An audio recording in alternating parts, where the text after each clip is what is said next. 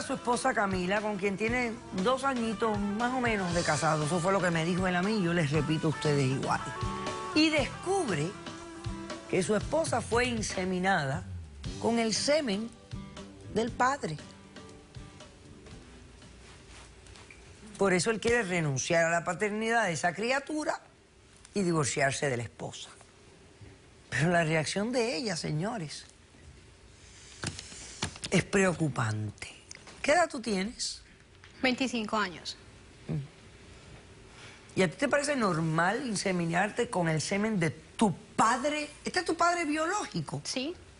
Me parece normal, doctora. Tú eres loca. ¿Loca? No. Él no me pidió... Él no tiene compasión contigo porque ni siquiera me ha pedido un examen psicológico para ti, pero tú estás loca. No, sí. La persona que venga aquí, perdóname, pregúntale a cualquiera que esté aquí y si el público pudiera hablar a través de las cámaras, estuvieran todos sobre ti. Porque tu reacción es una reacción loca. Que no cabe en la cabeza de nadie. Loca. No. ¿Qué hija se quiere inseminar con su padre? Eso es una aberración asquerosa. Asquerosa. Así que explícame de dónde... ¿Cómo te enfermaste tú en la vida tanto? Explícame. Doctora, sencillamente, cuando empezamos a hacer lo de la inseminación, que él me pedía que lo hiciera, yo no quería tener hijos.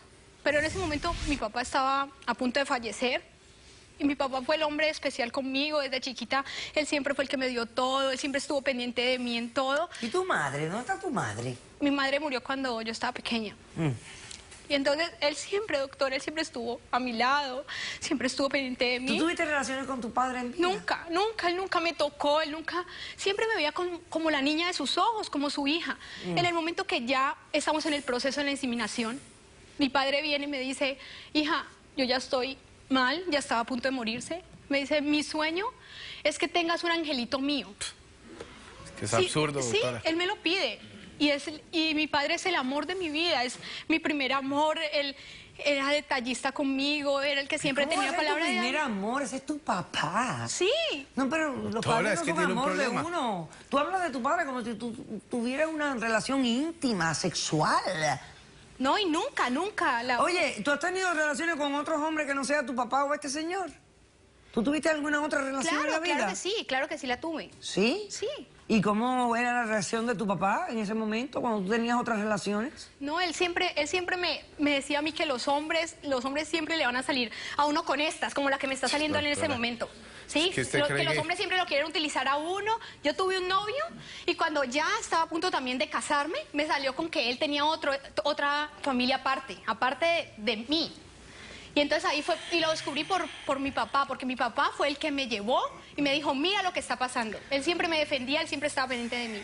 Doctora, le voy a decir la verdad.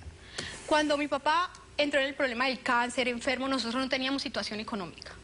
Conocí a Luis por internet. Lo empecé a querer con el tiempo, pero vi que él era una ayuda económica también para mí. Quería utilizarme, doctora. El amor y el interés fueron al campo un día. Y más pudo el interés que el amor que te tenía. Así no, es. pero yo lo quiero, no solo es el dinero, pero en ese momento mi papá necesitaba el tratamiento, necesitaba estar bien y yo vi la forma en darle, yo estaba con él, yo me casaba con él, pero él también me ayudaba, doctora, con el tratamiento de mi papá. Yo no iba a dejar que mi papá se muriera. Yo no puedo entender que tú me digas a mí que tú te sientes orgullosa de haber concebido un hijo con el semen de tu padre. Es que es repugnante. Estas son las historias que yo creo que tienen que volvernos locos a todos. Porque es que esto es una aberración absoluta y total. Pero yo no la veo así. Yo Pero veo mira, que tú no la veas no significa que no lo sea. Pero doctora, tú estás ciega, tú has sido criada en un ambiente enfermizo por un hombre dominante, autoritario y aberrado.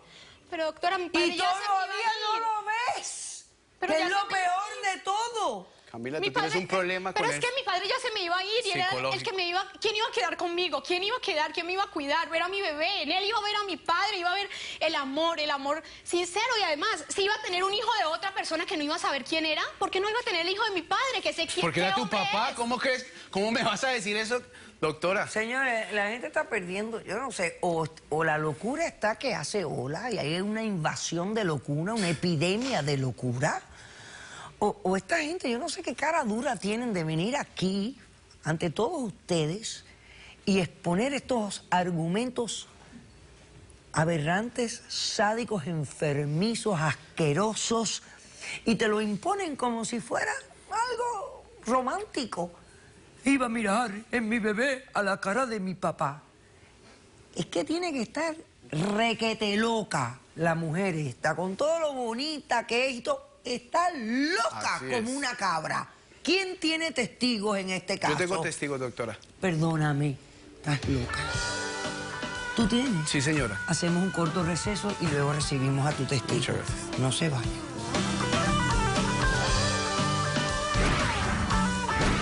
No, doctora, de algo que yo estoy seguro fue que papá nunca la tocó a ella, No.